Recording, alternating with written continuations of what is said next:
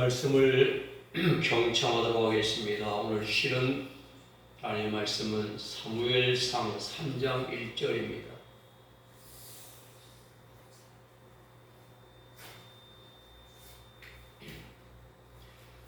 제가 찾아 이제 받들어 공독해 드립니다. 아이 사무엘이 엘리 앞에서 여호와를 섬길 때에는 여호와의 말씀이 시기하여 이상이 흔히 보이지 않았더라. 아멘.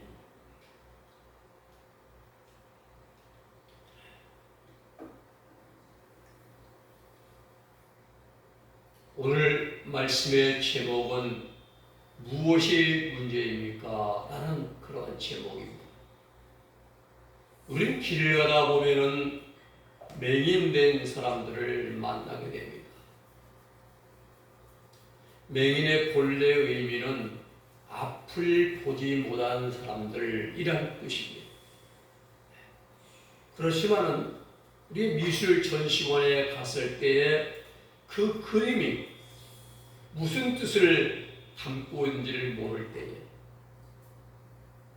또 우리는 그 그림에 대해서는 맹인인 것입니다.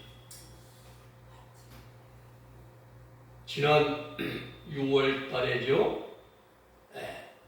13일날 저녁에 그 육군에서 롯데 콘서트홀에서 그 음악회를 했습니다.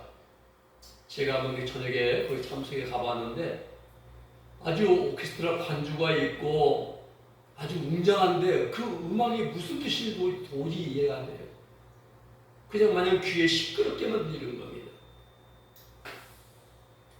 우리 음악회에 가서도 그 웅장하고 아름다운 소리를 무엇을 말하는 것인지 모를 때도 우리는 소경이고 맹인이라 이런 말을 이제 사용합니다.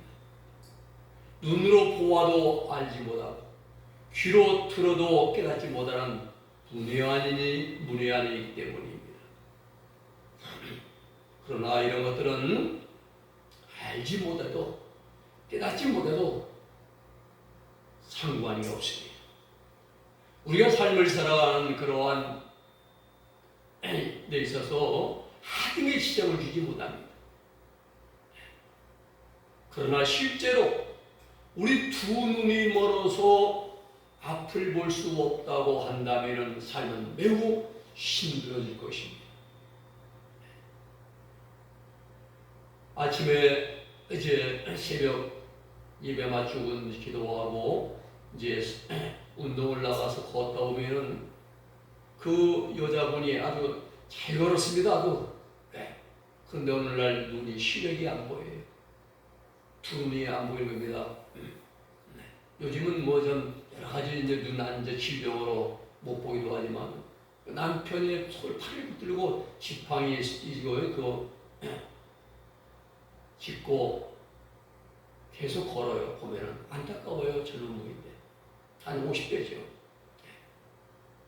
실제로 눈이 멀어도 안 보이는 겁니다. 아무것도 할 수 없어요. 어느 것 한 것도 내 뜻대로 가고 싶으면 갈 수가 없습니다. 그런데 이런 일보다 더 중요한 일이 있습니다. 두 눈이 있습니다. 시력이 아주 매우 좋아 1.5, 2.0 아주 좋습니다. 그런데 이렇게 좋은 눈을 가지고도 온갖 죄를 범하는 자들이 있습니다. 이러한 자들은 육신의 눈은 멀쩡한데 양심의 눈이 멀어 있는 자들입니다. 이 양심의 눈보다 더 무서운 눈먼 자들은 영적으로 소경된 자들입니다. 오늘 본문에 보면 구약시대에 엘리 제사장이 있었습니다. 사사시대는 하나님의 종 여호수아가 죽은 후부터 사울이 왕으로 즉위할 때까지 이스라엘에 혼란했던 그런 시대가 사사시대입니다. 화독이라고 할 수가 있죠. 사사시대의 특징을 한마디로 말한다면 각자가 자기의 소견에 좋은 대로 행하였더라 이겁니다.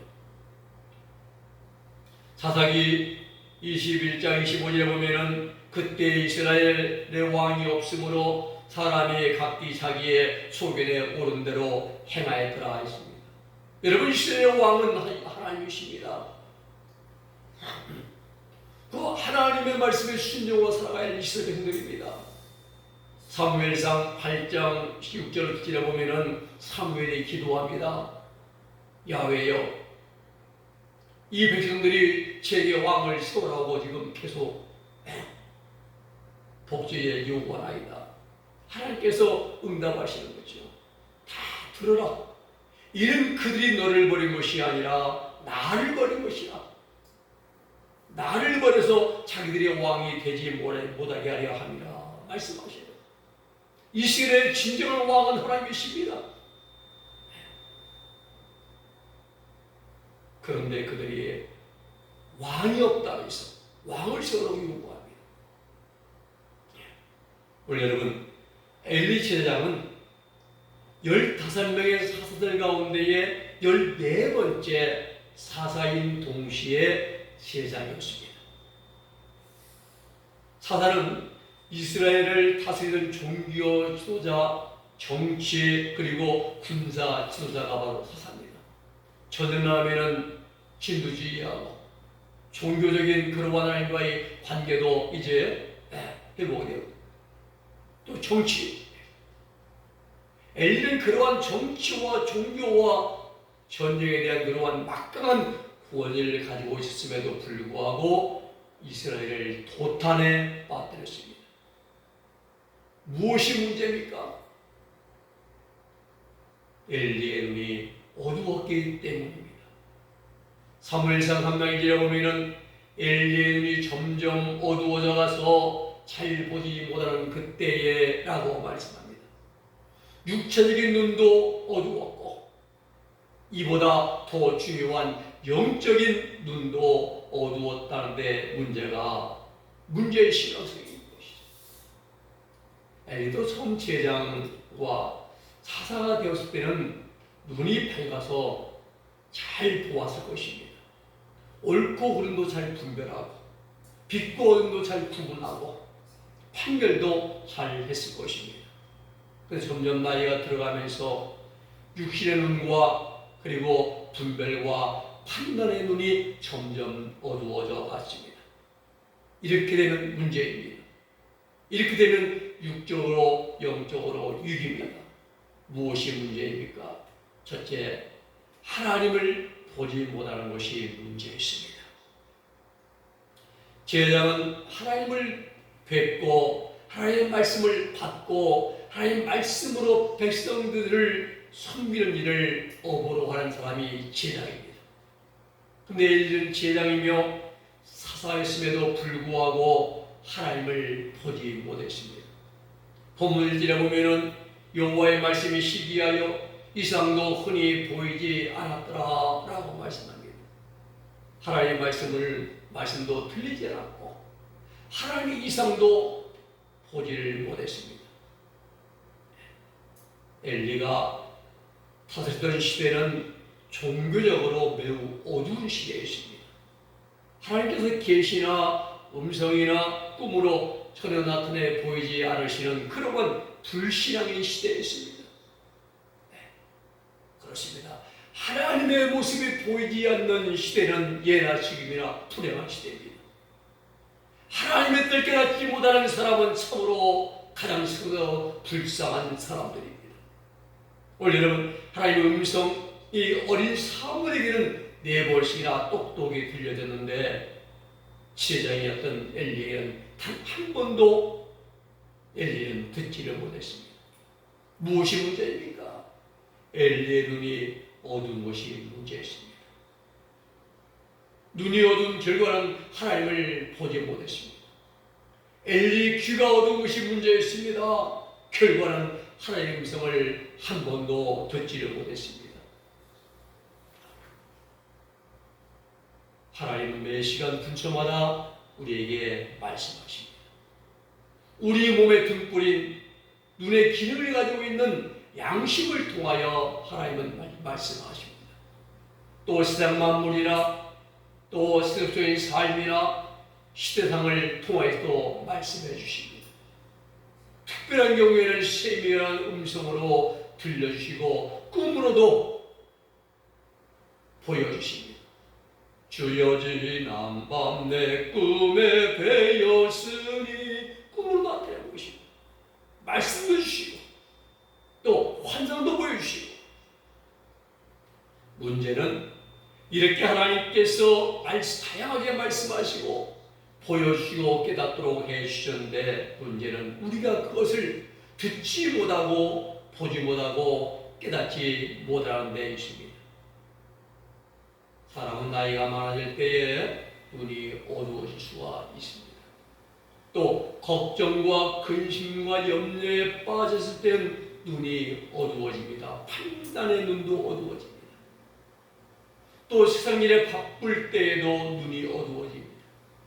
안일함과 나태함에 빠져 있을 때에도 눈이 어두워집니다.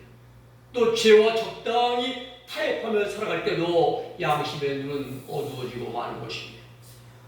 그런가 하면 내 아집이 강하게 작용할 때도 우리의 판단의 눈은 어두워지는 것입니다. 그러므로 우리 구원받은 성도들의 신앙생활 가운데 가장 중요한 것은 순간순간 들려오는 하나님의 음성을 듣는 일입니다. 귀로 듣지 못해도 세상 징조를 통해서 자연 만물을 통해서 내 속에 있는 양심을 통해서 우리는 하나님의 음성을 듣고 깨닫고 분별하는 일을 힘써 나가야 됩니다. 엠마오와 가는 두 제자는 예수님 옆에 같이 걸어가시면서 태워하시더라도 그들의 눈이 어두워서 부활하신 주님을 보지 못했습니다. 나우두의 교회 사자 목회자는 눈이 멀어가지고 빛과 어둠을 분별하지 못하고 옳고 그름을 분별하지 못하고 교만과 자만에 빠져 있습니다. 그렇습니다. 가장 복된 자는 눈이 열려져서 하나님을 볼 수 있는 자입니다. 가장 행복한 자는 눈이 귀가 열려져서 매 순간마다 하나님의 음성을 듣고 깨닫고 분별하는 자가 가장 행복한 자입니다. 구원받은 성도의 삶 가운데서 하나님이 보이지 않으신다면 나를 향하신 하나님의 뜻을 우리가 알지를 못한다면 그것은 바로 내 자신이 지금 불신앙의 늪에 깊이 빠져 있다는 증거입니다. 그럼 우리 신앙인들의 삶 가운데 제1순위는 순간순간 하나님의 음성을 듣고 하나님의 뜻을 깨닫고 순종한 일이 내 삶의 제1순위가 되어야 되는 것입니다. 두 번째 무엇이 문제입니까? 자식들의 허물을 보지 못하는 것이 문제였습니다.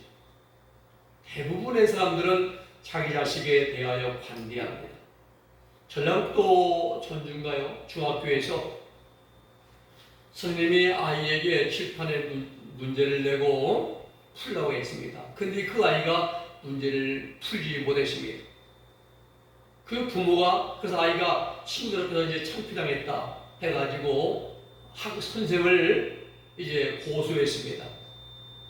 혐의는 정서적 학대라는 혐의를 가지고 고소했는데 경찰에서는 혐의 없음으로 이제 결정했습니다. 세상 이런 시대입니다. 그럼 하나님은 뭐라고 말씀하십니까? 잠언 13장 24절에 보면은 매를 아끼는 자는 그의 자식을 미워함이라. 자식을 사랑하는 자는 근실이 징계하느니라. 우리가 옛날에는 클 때는 종아리도 많이 맞습니다. 손바닥도 많이 맞고요. 집에서도 말 안 들으면 회초리 맞았잖아요, 우리가요. 네. 지금은 학생 인권이라는 이렇게 참 만들어가지고 부모가 아이를 집에서 혼내도 학교에서 이르면은 선생이 부모님을 고소하면 부모가 감방 들어가요. 제가 아는 목사님 미국에 갔는데 이제 그 사모님이 아이가 속을 쏘이니까 몇 대를 때렸습니다. 근데 그 상처가 이제 울고다니까 학교 가니까 선생님이 물은 거예요. 엄마한테 말했다고 하니까 선생이 그 어머니를 고소해서 1년 동안 감옥 들어가고 목사님은 추방당했습니다. 목회를 못하고 한국 쫓겨났습니다. 그리고 그 어머니는 1년간 감옥 형기를 마치고 또 추방당하고 이런 나라 세상이 되지. 이 성경은 말씀하냐. 잠언 10장 3절에도 상하게 때리는 것이 악을 없이 하나니 매는 사람 속에 깊이 들어가느니라 말씀합니다. 피곤하게 때리는 것이 악을 없이 하는 비결이라 말합니다. 매를 맞으면 그 사람 심령 속에 생각 속에 깊이 박히거든요. 잠언 29장 19절에도 내 자식을 징계하라. 그리하면 그가 너를 평안하게 하겠고 또 내 마음에 기쁨을 주리라. 성령 하나님은 매를 때리고 혼내라고 하는데 세상은 지금 정반대입니다. 그렇습니다. 자식을 사랑하는 만큼 휘토리를 들고 징계를 하는 것이 하나님의 말씀입니다. 그런데 요즘 부모들은 그러하지 않습니다. 반대로 갑니다. 오냐오냐 받아주니까 예의 범죄를 모릅니다. 지하철 타도 어린아이들이 타고 있다가도 할아버지들이 타면은 눈을 감고 자는 채 합니다. 아니 못 본 채 합니다. 엘리도 마찬가지였습니다. 사무엘상 2장 10절에 보면은 엘리의 아들들은 불량자라 여호와를 알지 아니하더라라고 말씀합니다. 무엇이 문제입니까? 문제는 영적으로 어두워진 엘리 제사장이 자식들의 죄를 보지 못했다는 데 있습니다. 엘리가 자녀들의 죄를 간구하였습니다. 이 간구하라는 말은 이제 대충 보아 넘김 이런 뜻이에요. 그냥 대충 넘어갔다는 겁니다. 그 이유는 왜 그런가? 자기들이 불량자고 하나님을 알지 못하고 나쁜 일 많이 하는데 꾸중하지 생각하지 않고 매를 치자는 이유는 뭡니까? 혈육간의 애정에 하나님보다도 자식을 사랑했다는 겁니다. 이것은 혈육간의 애정에 깊이 빠져있는 그러한 모습입니다. 하나님 뭐라고 말씀하시면 갈라디아 5장 24절에 보면은 예수 그리스도의 사람들은 정과 욕심을 십자가에 못 박았다라고 말씀하십니다. 하나님은 십자가에 못 박으라고 하시는데 우리는 십자가에 못 박아야 될 그 육신의 정욕을 인간의 최고의 행복으로 착각하고 살아간다는 사실이죠. 마귀는 세상의 육신의 정욕을 마음껏 즐기는 것이 이 세상의 가장 큰 행복이라고 그렇게 우리에게 속삭입니다. 하나님은 육신의 정욕을 십자가에 못 박는 것이 진정한 행복이라고 말씀하십니다. 문제는 사람들이 마귀가 속삭이는 달콤한 가문설에 잘 속아 넘어간다는 사실입니다. 하나님은 어느 날 하나님의 사람이 찾아왔습니다. 사무엘상 2장 29절에 너희는 어찌하여 내가 내 처소에서 명령한 내 재물과 예물을 받으며 내 아들들을 나보다 더 중히 여겨 내 백성 이스라엘에 드리는 가장 좋은 것으로 너희들을 살찌게 하느냐 무섭게 책망하니 무엇입니까? 엘리의 업무 태만입니다. 하나님으로부터 받은 제장직을 제대로 수행하지 못했습니다. 자기들을 바르게 다스리지 못했습니다. 엘리는 제장직을 천직, 하나님 주신 하늘 그 직분을 생계의 수단을 한 방편으로 삼았습니다. 엘리의 자기들은 불량자였습니다. 하나님께 올려드린 재물을 갈고리로 낚아채가지고 훔쳐가기가 일수였습니다.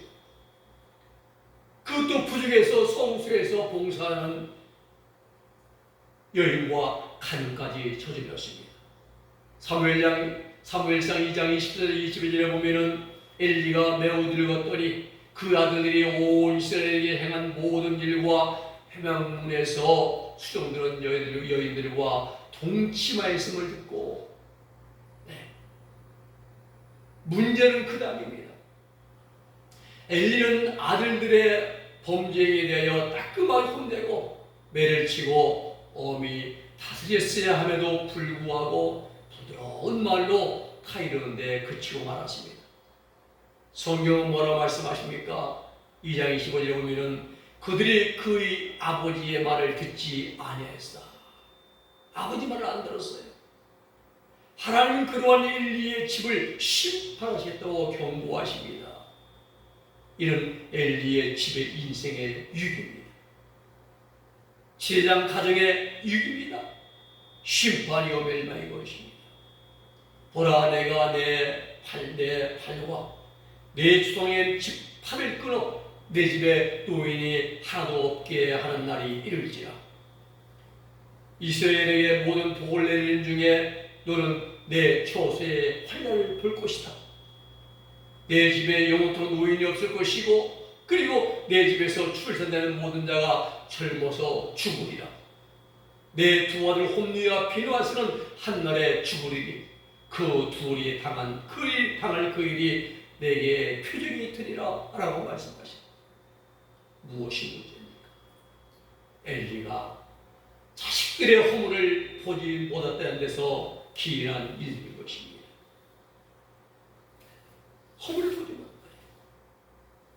우리는 죄를 심각하게 받아들이고 철저하게 반성하고 돌이키고 회개해야 됩니다.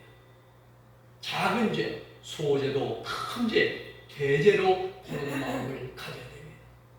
속담에 바늘도둑이 소독된다는 말이 있듯이 우리 속에 죄를 범하게 만드는 원인을 우리는 철저하게 절제해야 됩니다.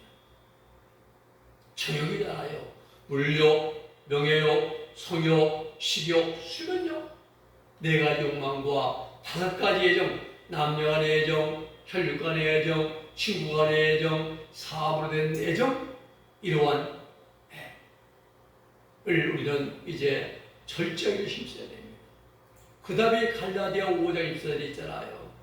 그리스도의 사람들은 정보와 욕심, 애정과 욕망을 십자가에 못 박았느니라. 절제, 엔크로테이아, 절제했다 이 말입니다. 엘리는 여기에서 실패한 것입니다. 실패의 결과는 집안이 송두리째 멸절되고 대가 끊어지는 무서운 결과를 가져왔습니다. 세 번째는 무엇이 문제입니까? 눈앞에 위기를 보지 못하는 것이 문제였습니다. 하나님께서 엘리와 그의 아들들의 죄를 지적하시면서 앞으로 이스라엘의 환난이 당하는 것이 임할 것을 말씀해 주십니다. 2장 30절에 보이는 그러므로 이스라엘의 하나님 나 여호와가 말하노라.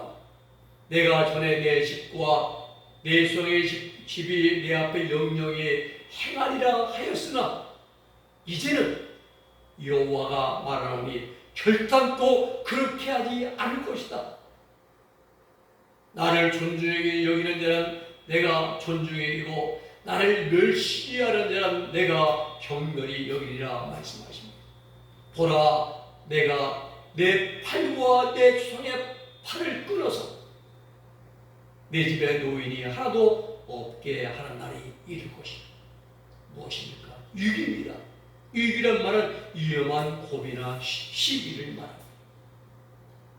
그런데 엘리의 눈에는 이러한 하나님의 심판의 역사가 보이지를 않았습니다. 여러분, 양심의 눈이 어두워지면 판단의 눈이 흐려지게 됩니다. 분별의 눈도 어두워집니다. 이런 영적으로 위기가 찾아오는 것입니다. 분별과 판단의 눈이 어두워진 엘리는 눈앞에 닥친 이스라엘의 위기를 보지 못했습니다. 국가적인 위기를 깨닫지를 못했습니다. 그렇습니다. 이는 국가든지 지도자가 눈으로 보지 못하고 어떤 국가든지 마찬가지예요. 국가의 그 지도자가 눈으로 보지 못하고 귀로 듣지 못하고 꽉 막혀 있다고 한다면 이런 국가의 위기인 동시에 국민의 위기가 되는 것입니다. 지금 의료대란이 그렇습니다. 듣지 못하고 보지 못하고 깨닫지 못하는 큰 위기가 되는 것이죠. 지금 풀려서 군대 쳐들어왔습니다. 엘리가 가장 먼저 해야 할 일은 군대를 통해서 싸우는 일이 아니었습니다. 막연하게 여호와의 법궤를 앞세우면 승리하겠지 하고 법궤를 앞세우고 싸우라는 것이 아닙니다. 가장 먼저 하나님께 엘리가 해야 할 일은 그동안의 지은 죄에 대한 참회의 제사를 드리고 회개잖아요. 그리고 하나님의 도우심을 간구했어야 됩니다. 가장 먼저 하나님과 관계를 회복했어야만 하는 것입니다. 갈멜산 위의 엘리야처럼 무너진 자들을 먼저 수축을 했어야 되는 것입니다. 그런데 엘리는 그렇게 하지 않았습니다. 싸우고 나갔습니다. 나갔다가 애꿎은 군사 4,000명이 죽임을 당했습니다. 사무엘상 4장 1절 2절의 말씀 보면은 이스라엘은 나가서 블레 사람과 싸우려고 에벤에셀 곁에 진을 치고 블레 사람들은 아벡에 진쳤더니 이스라엘을 향하여 대하여 항우를 벌이라. 그들이 싸우다가 이스라엘이 블레 사람 앞에서 패하여 그들에게 전쟁에서 죽임을 당한 군사가 4,000명 가량이라고 말합니다. 그래서 그 다음에 한 일이 뭡니까? 우리가 하나님의 법궤가 없어졌구나. 실로에 가서 법궤를 가져오자 이거예요. 실로에는 엘리의 두 아들 홈리와 비누아스 불량자들이 있었습니다. 그 홈리와 비누아스가 하나님의 법궤를 모시고 전쟁에 나갔습니다. 결국 전쟁에서 걔는 블레셋이라는 것은 팔레스타인이라는 뜻이에요. 지금 저 중동 지역이나 블레셋 사람들입니다. 이스라엘 빼고는 다. 팔레스타인 땅이 뭐 어떠냐? 블레셋 사람의 땅이라는 그런 뜻이다. 하나님의 법궤를 뺏겼습니다. 홈리와 비누아스는 그날 죽임을 당했습니다. 이스라엘 군대 3만 명이 죽임을 당했습니다. 무엇입니까? 지도자 한 사람이 잘못된 판단으로 전쟁에서 패하고 온 나라가 큰 피해를 입고 말았습니다. 여러분, 우리는 사람을 잘 만나야 됩니다. 그리고 우리는 영적인 눈이 항상 열려 있어야 됩니다. 양심의 눈은 밝아지고 판단과 분별의 눈이 정확하고 미래와 장래일을 내다볼 수 있는 영적인 눈은 항상 열려져 있어야 됩니다. 육신의 눈은 싹것만 바라봐요. 아파트가 몇 평이고 뭐 좋고 또 아니 뭐 어디가 좋고 어디가 더 개발하고 육신은 항상 싹것만 바라보게 만드는 반면에 영적인 눈은 하나님을 바라보게 만들어줍니다. 하나님의 뜻을 깨닫게 해줍니다. 하나님 기뻐하시고 선하시고 온전한 뜻이 무엇인지 바르게 분별하고 깨닫고 알게 해줍니다. 여러분, 말씀을 영위합니다. 무엇이 문제입니까? 돈이 없는 게 아니면 내가 어떤 잘못 부족한 것이 이건 아니에요. 무엇이 문제입니까? 하나님을 보지 못하는 것이 문제인 것입니다. 무엇이 문제입니까? 자식의 허물을 보지 못하는 게 문제였습니다. 우리는 나도 내 자신의 허물을 볼 수 있어야 돼요. 그리고 무엇이 문제입니까? 눈앞에 일기를 보지 못하는 것이 문제입니다. 우리는 이 세 가지를 기억하면서 항상 하나님을 바라보며 내 자신의 부족함을 늘 깨우치고 뉘우치고 참여하면서 그리고 하나님 믿음 안에서 하나님의 영원한 천국을 바라보며 나가는 우리의 믿음과 신앙과 삶이 될 수 있기를 예수님의 이름으로 부탁을 드립니다. 기도하겠습니다. 거룩하신 아버지 하나님 감사합니다. 무엇이 문제입니까? 아버지 못난 것이 없는 것이 못 배운 것이 문제가 아니라 하나님을 보지 않는 것이 보지 못하는 것이 문제요. 내 자신의 허물을 보지 못하는 것이 문제요. 믿음으로 하나님 나라를 바라보지 못하는 것이 문제인 것을 우리에게 알게 하시니 하나님 감사를 드립니다. 우리 항상 우리가 하나님 항상 살피면서 하나님 말씀에 귀를 기울이면서 하나님 뜻에 합당하게 살아가면서 하나님의 영원한 축복을 바라보고 앞만 보고 달려가는 이 시대의 남은 자들 하나님의 백성들이 다 되게 하여 주시옵소서. 예수님의 이름으로 기도 올리옵나이다. 아멘.